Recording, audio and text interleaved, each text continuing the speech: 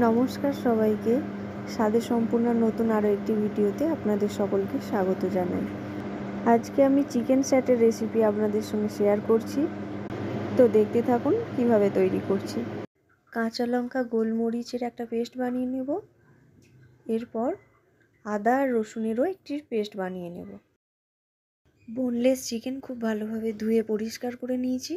এবার দিয়ে দিচ্ছি আদা রসুন পেস্ট, সামান্য লবণ, কাঁচা লঙ্কা গোলমরিচের পেস্ট, খুব সামান্য ভিনিগার, আপনারা লেবুর রসও ব্যবহার করতে পারেন, ডার্ক সয়া সস, লাল লঙ্কার গুঁড়ো, সামান্য টমেটো সস। এবার এগুলোকে খুব ভালোভাবে মিশিয়ে নেব। প্রায় আধ ঘন্টা মতো এটাকে ম্যারিনেট করে রেখে দেব।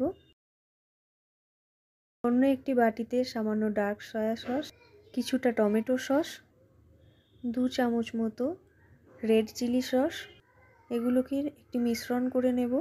এবং আমি এখানে সামান্য জল ব্যবহার করেছি, আপনারা নাও করতে পারেন। দুটো বড় পেঁয়াজকে কিউব করে কেটে নিয়েছি, একইভাবে ক্যাপসিকামগুলোকেও কিউব করে কেটে নিয়েছি এবং দুটো টমেটো কেটে নিয়েছি, আর নিয়েছি সামান্য রসুন কুচি। স্যাটের স্টিকগুলো জলে আধ ঘন্টা মতো ভিজিয়ে রেখেছিলাম। এই স্টিকগুলো আমি দোকান থেকে কিনেছি, আপনারা অনলাইনেও পেয়ে যাবেন। অন্য একটি প্লেটে নিয়ে নিয়েছি 3 টেবিল স্পুন কর্নফ্লাওয়ার, একটা গোটা ডিম, খুব সামান্য কিছুটা লবণ, সবগুলি মিশিয়ে একটি ব্যাটার তৈরি করে নেব। যেহেতু স্যাটের গায়ে কোটিংয়ের জন্য এটি ব্যবহার করা হবে, তাই এটা একটু ঘন করতে হবে।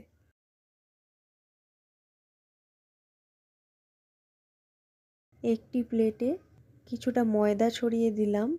স্যাটেগুলো তৈরির পর এই ময়দায় ফার্স্ট কোটিং করে তারপর ডিমের ব্যাটারে আমরা কোট করে নেব।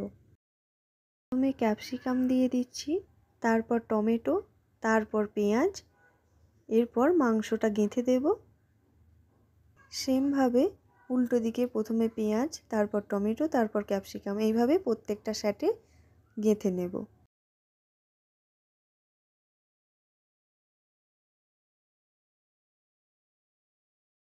স্যাটেগুলো গাঁথা কমপ্লিট হয়ে গেছে।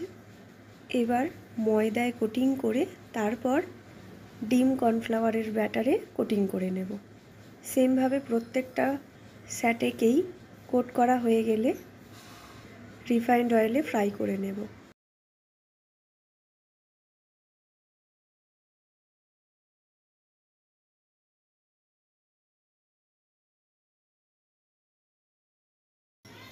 মিডিয়াম টু লো ফ্লেমে অনেকক্ষণ সময় ধরে স্যাটেগুলোকে ফ্রাই করে নেব। এক পিঠ ভালোভাবে ফ্রাই হয়ে গেলে তারপর উল্টো দিকগুলো একইভাবে ফ্রাই করে নেব। খুব ডিপ ফ্রাই করব না, ডিপ ফ্রাই করলে বাইরের কোটিংটা তেতো লাগবে, তাই হালকা ফ্রাই করে নেব।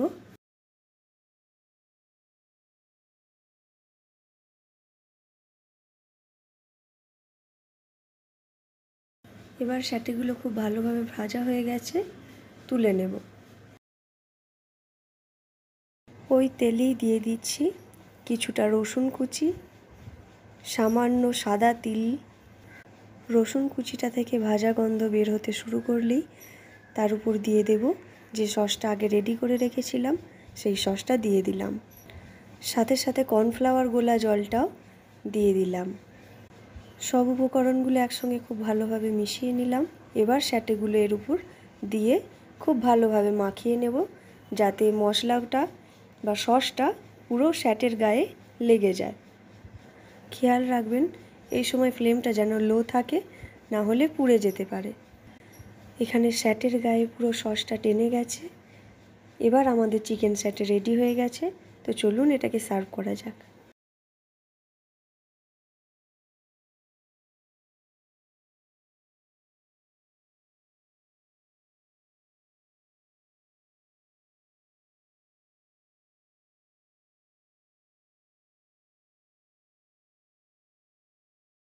খুব সহজ উপায়ে চিকেন স্যাটের রেসিপিটি আমি শেয়ার করলাম, আপনারা বাড়িতে অবশ্যই ট্রাই করবেন।